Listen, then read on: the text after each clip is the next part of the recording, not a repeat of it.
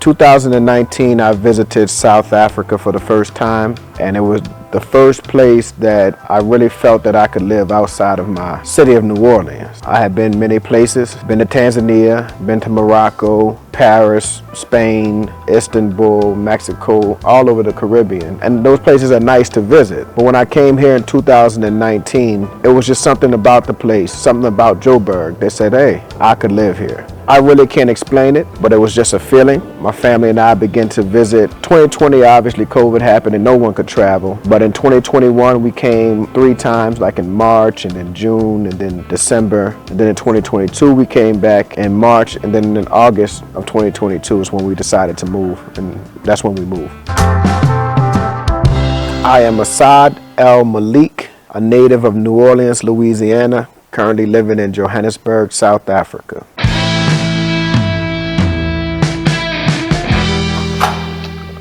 Welcome, I'm Assad, and welcome to my crib. I always wanted to do that, like MTV Cribs. All right, come on in.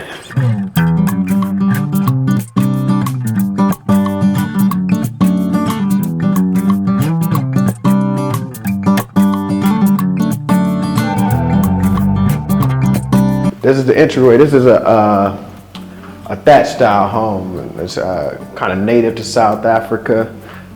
So I'll show you around. But, I want to stop here. So I'm from New Orleans, Louisiana, born and raised.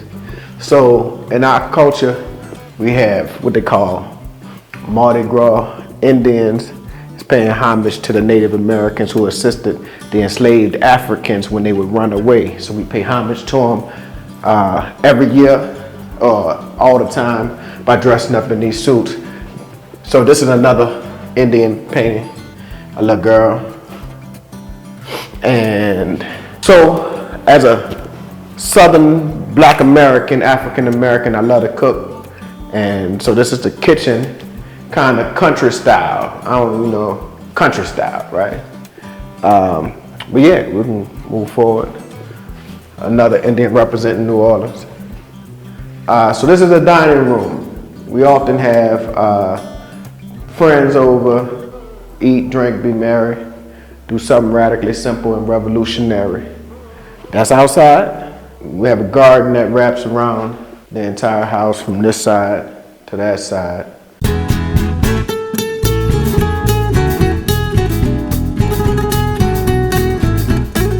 What I can say is that when I visited South Africa in 19, and then when we came again in 2021 for those times, it felt like the pressures of the United States were removed. I had a moment to breathe, a moment to relax, a moment to assess the beauty of nature, to assess intimate relationships and conversations, right? And the United States is such a fast-paced society, and it's work, and it's that type of pace, which has its benefits. Business efficiency.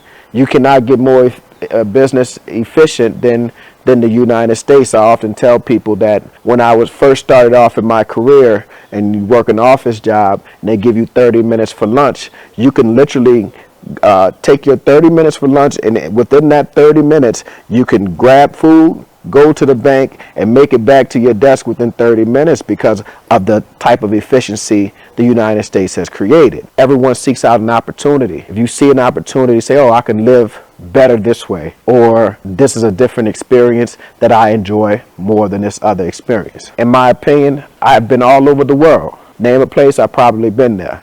But each place I visited, I always said, I want to go back to New Orleans. We'll go, take our children on summer vacation. You're out 2 weeks, 3 weeks, or whatever have you. By the 3rd or 4th day, I'm like, I can't wait to get back to my city.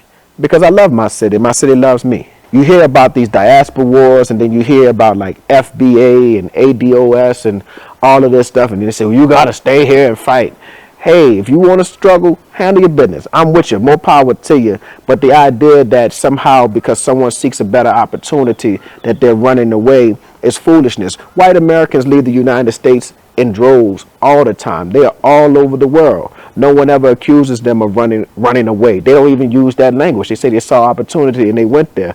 People all over the world immigrate to the United States. They don't say they're running away unless they're refugees from some sort of, violent or some war or something. But People seek the United States all the time, from Europe, from Latin America, from all over. No one ever says that they're running away.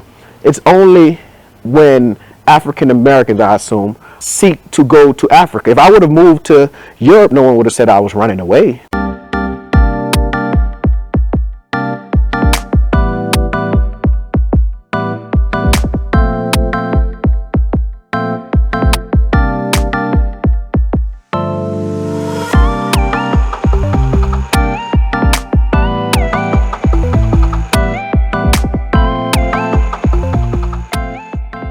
Growing up in the South, most people know, in the black community, your mom and daddy had a room that was there, but it wasn't for nobody to sit in. Yeah, nobody ever sat in that room. Sometimes we still had plastic on the furniture.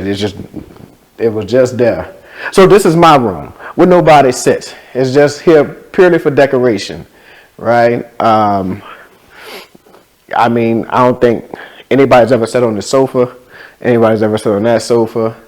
My wife keeps saying she wants to turn the fireplace on one day, but no, get all them ashes and stuff everywhere. We good. Put on some coats and some blankets or something. But this is the room where we actually commune together as a family. Turn on some lights in here. So, yeah, this is a room where we commune as a family. Watch TV, play a little chess. Family photos or whatever have you. So this is John Coltrane. I'm from New Orleans, birthplace of jazz. And really I like Coltrane, but he ain't play like New Orleans jazz music, but I just thought this was a fire picture. Thought it was really cool. But I want to explain this one here. So if you Google Chicago boys Great Migration, Chicago African American boys Great Migration, there's a very similar photo. It's a black and white photo, young men sitting on a car. What is the Great Migration? The Great Migration started around 1915 in the United States, where a lot of African Americans from the South, from the southern states, Texas, Louisiana, Mississippi, Georgia, Alabama, began to move up north, escaping the kind of persecution that was taking place in the Jim Crow South. So they would move to Chicago, they moved to New York, they moved to Detroit, they moved to California, where they found better life. So here what we have is a representation of that, the Great Migration, but their backdrop is Johannesburg. So it represents us leaving. We're like the first wave of migrants, right? Or the first wave of, migrants leaving the United States, coming to Joburg. And we're really not the first wave. African Americans have been coming to South Africa for over 100 years, but right now we're the first wave. So yeah, that's what that picture is about. My first impression of South Africa was actually Cape Town, and I thought Cape Town was the most aesthetically pleasing place that I had seen in my life. When we got off the plane and we were driving through the mountains, the ocean, the colors of the homes and the buildings, just a beautiful place. However, it didn't capture my heart quite the way that Johannesburg did. I think when I saw Cape Town, I still saw the remnants of apartheid in many ways. And there's remnants of apartheid here in Johannesburg, but it's a lot more prominent, at least in my opinion, in Cape Town. So I always say, had Cape Town been my first and only experience of South Africa, I probably would still be living in New Orleans. However, when I came to Johannesburg, it reminded me of not necessarily New Orleans. It reminded me more of Atlanta or a Houston or a Dallas. It was very familiar, and it was a particular situation that I can recall that really sparked my endearment to this place. I was sitting in an area called Rosebank. I was looking around at all of the people. Rosebank is a nice area, kind of a tourist attraction in many ways. All of the people working in the restaurants, in the cafes, in the mall, they were black. But all of the patrons, right, all of the people spending and buying and purchasing, they were also black, or at least I thought they were all black. I found out some of them could have been colored, which is a whole another race here in South Africa. That was most impressive to me because of the infrastructure here in South Africa. It is very much on par with the United States. Here in Joburg, I was like, yeah, this is somewhere that I could live. Obviously, in South Africa, there's 12 official languages. I believe sign language is the 12th, but everyone still speaks English, and it's ease of navigation, ease of communication. I have a small YouTube channel. You know, some of our viewers would reach out, hey, I want to take you to lunch, I want to meet you, I want to have a cup of coffee. And having those conversations, and for a group of people who have only had democracy for 30 years and who had experienced the viciousness of apartheid, as African Americans coming from a group of people who have experienced the viciousness of Jim Crow, the cousin of apartheid, right? Those conversations were really familiar, really easy to have. Certain things I didn't have to explain because they had very similar situations take place here in South Africa. So I'm a researcher by profession. One of the first articles I wrote about South Africa, about my experience, was called Distant Cousins. I said that Jim Crow and apartheid are brothers, and the black people that came, that experienced those are distant cousins. And that made South Africans feel like kith and kin. All right, cool. So let's check out this pool. The house is lodge style, like I said, thatch roof, kind of make you feel like you're out in the bush, supposed to. The previous owner of this home created a pool that is supposed to mimic like a natural pond. But once again, I'm from the South in America. We will be draining the pool, putting in the blue bottom, so it looks like the pools that we're used to. We have great outdoor seating. That black thing over there is a braai. They call it a braai. Back in the States, we call it a barbecue pit or barbecue grill. A lot of times folks on the States don't necessarily, so in the state, it's something new to us. We just call them gated communities. The word estate, we just call them gated communities. They don't necessarily have a decent sized yard. Now, this is not the biggest yard in the world, but we do have a yard and a garden, as I mentioned before, that the garden wraps around the house. This is a windy house. We just bought the house in February. It is now May. And so we need to get rid of this windy house. The previous owner had that. Here, he had younger kids. Our kids are older. We're doing work on the house. So as you can see, we have plastered all of the downstairs. They will be back next week to start the plaster job around the house. Although we like the brick, we don't like it that much. I'm lying. We're still constantly getting work done around the house. Obviously, there's a currency exchange from the U.S. to the South African rand that is beneficial if you have U.S. dollars. So this house is like 7,000 square feet. So not super big, but bigger than, a typical regular American home, may be 2,500 square feet. But it's much more affordable than, like in the States. I think, depending on where you are, because every state, has a different real estate market, and every city really has a different real estate market. So depending on where you are, this home could be anywhere from, $400,000 up to $1 million, depending on what market you're in, which makes, living in South Africa much more affordable. So it is definitely a lot cheaper. So there's a benefit, as I mentioned before, of earning USD or having USD living in South Africa. Right now, I think the exchange rate is $1 to maybe 18 Rand, 1830, 1840. Your money can stretch a little bit more here. And then the United States right now is dealing with an inflation crisis that's making everything even more expensive. I think about 5 or 6 months ago, there was an egg crisis, right? Trying to find eggs, and the price of eggs shot up to like $12, $13 a dozen at one point. It's more affordable to live here if you're earning the USD, and that's something that we have to kind of make a distinction, right? If you're earning British pounds or the euros or the USD, yes, but for the average South African, things are still expensive in their context, right? So I don't want to perpetrate a fraud and say, oh, everything is cheap in South Africa. It's cheap if you're earning this currency. if you're not earning this currency, everybody's still, budgeting, at least watching their budget and their finance and their wallets. Typically, I guess, for like a cart full of food, with your basic items and some other things, your poultry, your rice, your milk, your cereals and stuff, I think maybe $60. You probably go grocery shopping once a week. I got growing boys, so my sons eat up everything within the first 2 days. Yeah.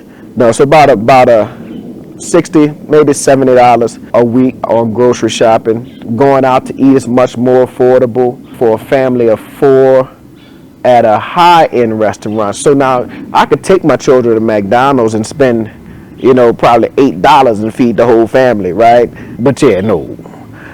We kind of go to other type of restaurants, more high-end restaurants, and even with that, I think for a family of 4, I'm paying, it's under $100. I'm saying for one meal at a high-end restaurant, appetizers, main course, dessert, drinks, we're talking less than $100. Gas is a little expensive here, and I have to put in 95 octane in my vehicle. I think to fill up my vehicle costs me about $70.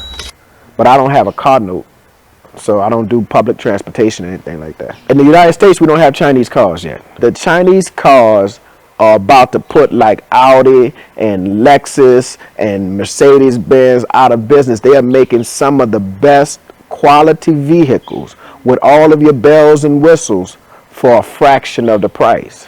So we bought a Chinese vehicle, and we've been very happy with it, and it's so affordable if you're earning USD again. Between private school tuition for 2 sons, eating out, groceries, lights, water, gas, yeah, maybe about $4,000, $5,000 a month, something like that. But I would typically say, like at home, we might be spending what and what, about the same. My children were not in private school in the U.S. They were in a French school, but it was cost-free. And again, we were not going out as much, but the difference is spending the same amount of money per month, but what you get. Back at home, I had like a 3,000 square foot home. Not a big home. There's much bigger homes and there's much smaller homes, right? The first home I ever owned was only 850 square feet. A little small 2-bedroom, 1-bath house, right? We ended up with 3,000 square feet. But here, for spending roughly the same amount, we got 7,000 square feet. You can say that I would be spending roughly the same amount maybe at home, but what I'm getting in return for that dollars there's a huge difference. I like the place. That's pretty simple. I came here, I liked what I saw, I felt something here, and I decided I wanted to move. If at any point I don't feel the same, I'll pack up and go back to my home. Somebody told me one time about moving away from home. This was many years ago. He said home will always be there. It'll always be there. I wanted my children to experience something different, to see other parts of the world, to have an experience that most African American children will not be able to experience. Most of our people really don't leave their own cities or their own communities. Some of them don't leave their own neighborhoods, So I wanted my children to experience something different. So it was something that I felt here. And yes, there's political strife. There's the new administration in office who has really upped the burner on increasing the amount of open white supremacy. But we have lived and survived that for 400 years, right? So there's that situation. It would be silly to try to deny that, hey, it's that racism and white supremacy. But I grew up in a city that was 70% black, right? I don't really know what it's like to feel like a minority because I was always in the majority in my own city, right? If you know anything about New Orleans, I call it one of the most African-centric places or Afrocentric places outside of the continent. You have some arguments made about the Caribbean, maybe places in Georgia, the Geechee Gullah Islands off the coast of South Carolina and Georgia. But New Orleans is a very super black place. So I could have stayed in my city isolated from really most of any of the foolishness that comes along with, the new administration.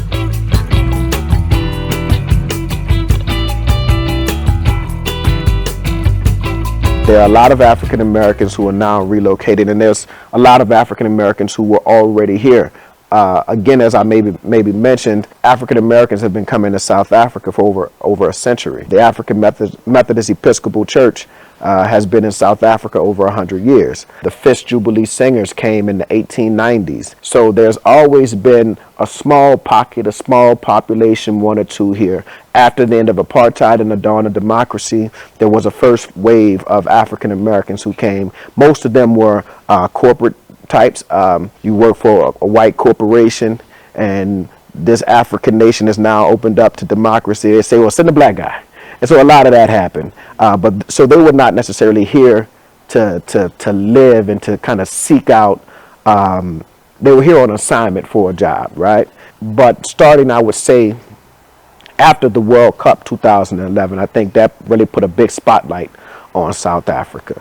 And then social media has played such an important role in kind of counteracting the negative images of not just South Africa, but the continent as a whole.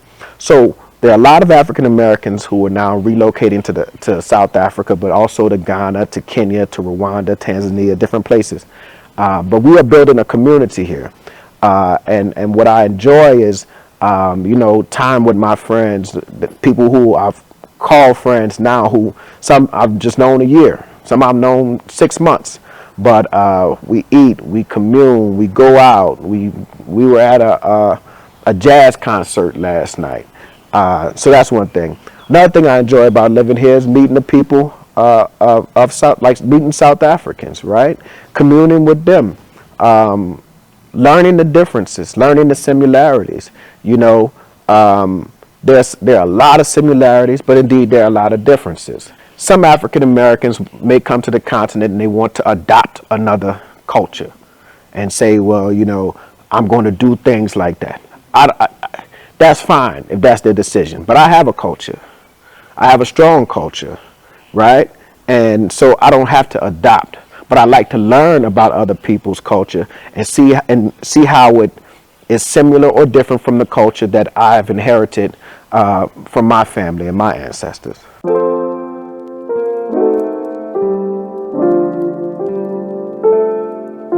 In the United States, we lived in one of the most violent cities, not only in the United States, but in the world, right? At one time, New Orleans was ranked the 8th most violent city in the world. We would take our children, we lived in a relatively decent neighborhood, and there was a park maybe 5 houses down. We would never let our children go to that park without adult supervision, right?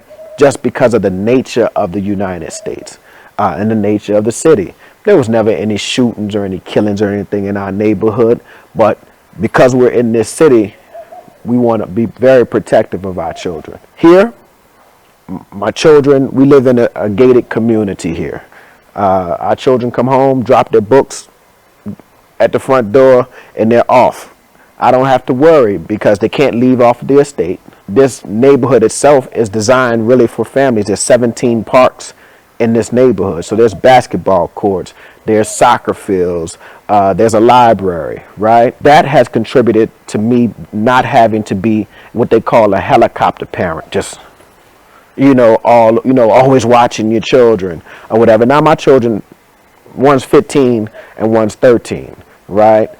So definitely they're, mature enough now. Also, I think the educational experience that they're receiving here, again, they were in French schools for their entire life. That was an experience. This is their first time in like an Anglophone school where they're actually being taught in English, which I think is beneficial to them because we speak English at home. So it helped them and improve their grades and not have to struggle as much trying to, translate from French into their understanding of it in English. Also, I'll tell you this, and this is something that I think is important in terms of the parenting question. Let's give this context. So Johannesburg can be violent, right? They have crime. Crime is everywhere. But living in New Orleans, I was much more stern with my children because the reality was if you don't follow these instructions and you go in the streets and you make a mistake, you can die, right? People will kill you. You understand what I'm saying? The police will kill you. And these Negroes in in this city will kill you. You see what I'm saying? So I was much more like, you got to do it now, do it the way I said, blah, blah, blah, blah, because I needed that level of discipline in them, that type of strictness, because I was trying to protect them from a world that was very vicious towards them, or that could be very vicious towards them. Here, I'm much more relaxed as a dad, right? You know, I've always laughed and joked with my children, but back home when I said something, I meant it. And I still say something and I mean it. But I don't have to be as stern. I don't have to have those reins as tight now. I'm able to allow them to be children. And in many ways, I think childhood has been robbed from a lot of African Americans because of the neighborhoods and communities and the environments in which we live. It kind of forces us to grow up much faster. And if it not only grow up much faster, it kind of restricts our ability, in some ways, restricts our ability to have the type of wonderment that comes with being a child, the type of inquisitive nature that comes with being a child. Even in many ways, it can cap our dreams. And I think here that some of those things have been alleviated.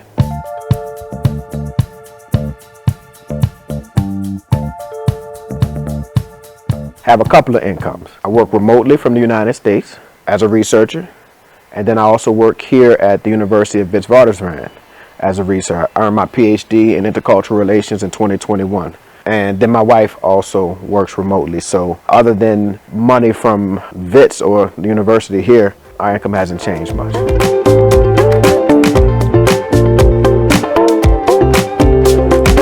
Has this country changed my outlook on life in general? I guess in many ways it has, or in some ways it has. For instance, I know that I don't have to do the rush, you know, kind of fast-paced life that I had in the United States.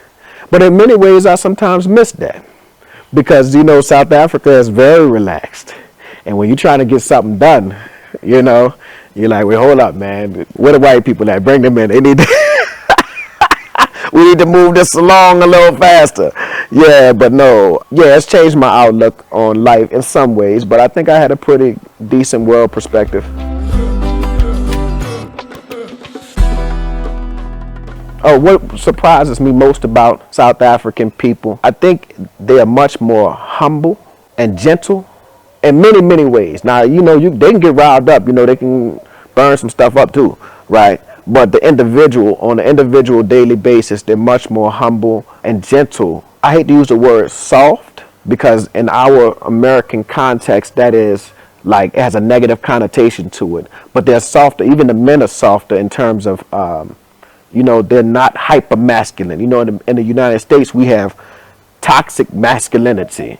And we have what I call ghetto masculinity, right? Where we gotta be super hood and we gotta be thugging and everybody got a gun and all that type of stuff, right? That's not quite the nature of the black man here. As African Americans, we went through this experience of the transatlantic slave trade. And our sojourn in America has made us a certain way. We've been influenced by European culture, white American culture, the John Wayne type of stuff, you know? What I see on the continent, because you know, I've been to Kenya, I've been over the continent, but I see many times what African Americans could be had we not been through the traumatic experience of the transatlantic slave trade. Now, that's good and bad because that slave trade was a horrible experience, but I don't think there's a more resilient group of people on planet Earth than African Americans. To have experienced what we experienced and still be here, still thriving, striving, and trying to improve our lives and ameliorate our conditions. To go from the hands that pick cotton to the hands that pick presidents, you know, we are an amazing people. That's a miracle.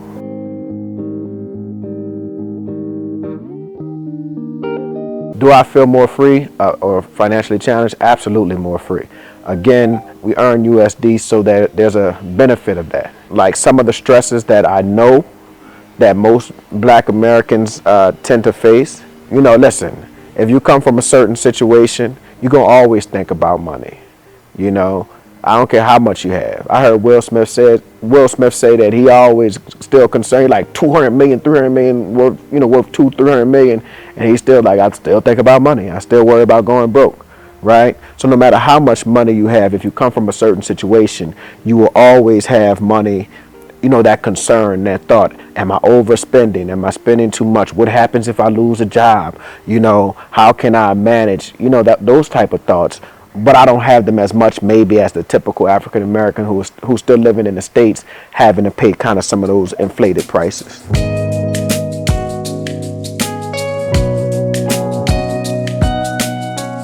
What brings me peace here that didn't bring me to the United States? I think I can give you an example of this. In many cities and places, it's like a police state. You're driving in your car, right? You see that police officer get behind you, and he turns on those lights. Man, you grip that wheel as tight.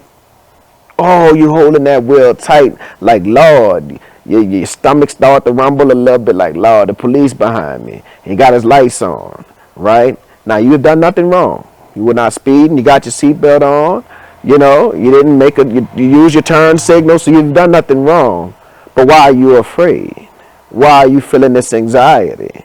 And then he zooms by you, going after somebody else, and you're like,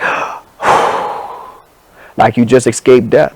Here, I got pulled over, or I get pulled over, because they have a lot of checkpoints here in South Africa, checking sobriety checkpoints, checking to see if somebody's inebriated, and also they check your little disc on your car to make sure your registration is up to date. You get pulled over, the police officer walks to the car, how you doing, sir? Or they may say, they look at me and they'll say, Sawubona on Johnny, because they think I'm, Zulu or South African. It's a cool exchange. Ask for my ID. One day I was having a really bad day. My nerves were bad. I was agitated, irritated. And police pulled me over here, or stopped me at one of the checkpoints. I was like, man, what do you want? I'm blah, blah. I said I talked to them like white people talk to the police in the United States. There's a difference. White people talk to the police in the U.S. like anything. But we have to have a certain kind of, yes, sir, no, sir. But I wasn't feeling like that day. And I gave it to him. I was like, man, look, if you're going to write me a ticket, write me a ticket. Do what you got to do, man. But I got something to do. I'm blah, blah, blah, blah, blah. The brother looked at me, gave me my driver's license back. He said, it'll be all right, brother. And he let me go. That's an experience.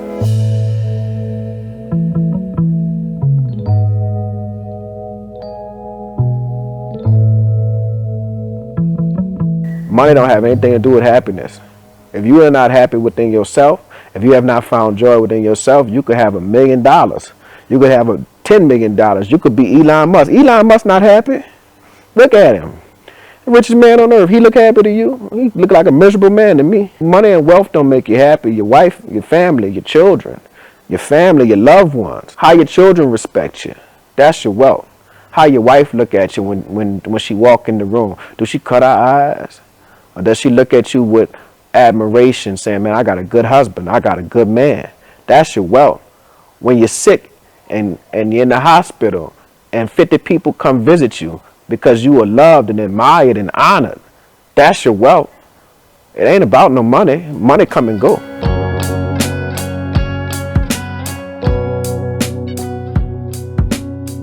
I think it's the same that any parent anywhere in the world who's decent, they just want their children to experience life free of as much pain as possible, as much hurt as possible, even though hurt and pain come with life. You want them to be able to have a dream and to actually feel that they can achieve and touch that dream. I want them, let me give you an example of one of the things I liked about South Africa. In 2021, when we came one time, I was in a neighborhood called Dame Fern Golf Estates, and somebody had invited me to dinner. This is a very nice estate. Big, beautiful homes, golf course, nice cars. And, we're sitting down eating, and over here was like a group of teenagers, young black South Africans, about maybe 15, 16. They were meeting with some girls, and then they got up and walked home. You say that's very anticlimactic, Dr. Assad. What are you saying? There's not a neighborhood in America that looked like Dane Fern, where 3 black children could walk down the street without being harassed, possibly arrested or killed. You see what I'm saying? So that is a benefit of having my children here. I want them to experience that. In South Africa, they have a term called born frees. The children who were born after the end of apartheid, who were born in 96, 97, or those who were born in 2000, right? They are called born frees, who didn't have to experience the brutality of apartheid. And I don't know if my children can be considered born frees, but they are free now.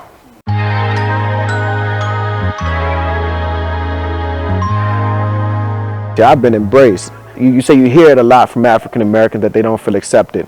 We far too old to be trying to. Have you accepted yourself? The Most Honorable Elijah Muhammad told black people to accept ourselves, accept who you are as an individual and as a group of people, as a race of people.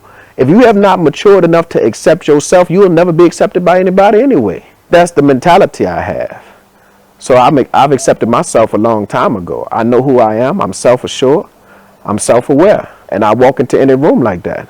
Those who are meant to be in my circle will be in my circle. Those who are not, they're not. And that's just life.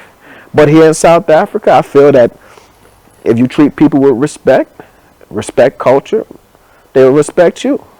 And you're going to respect me regardless. Right? Because I demand it. But I've been embraced. I've been invited to Labolas. People invite me to their house. They call and check up on me. When my mama passed, I had 1 million messages from South Africans offering their condolences, their love, and time. If you need anything, Doc, reach out, blah, blah, blah, blah. They come to my house, my South African partners, friends, come to my house. I go to their house. So I feel like I've been accepted, but I'd already been accepted by myself a long time ago. Where I see myself and my family in the next 5 years. Inshallah, we'll still be here in South Africa. Hopefully my son, I have a 15-year-old. So in 5 years or in 3 years, he'll be graduating high school. He talks about going back to the U.S. for college. I hope he makes a better decision than that, because college is way too expensive in the U.S. and they have phenomenal universities here. Wits, where I work, is ranked in the top 1% of universities in the world. I would prefer that, but inshallah, I'm still here loving, living, learning, being a good father, being a good husband, being a good friend.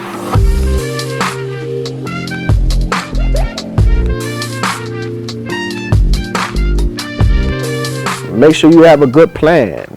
Don't move emotionally. And when you come to the continent, all of that, will they welcome me, blah, blah, blah, blah. Listen, when continental Africans come to the U.S., we ain't waiting at the airport singing family reunion. You understand what I'm saying? Make sure you are comfortable and secure enough in yourself that you can move knowing that you are enough. And the people that need to find you will find you. The people that need to be in your circle will be in your circle.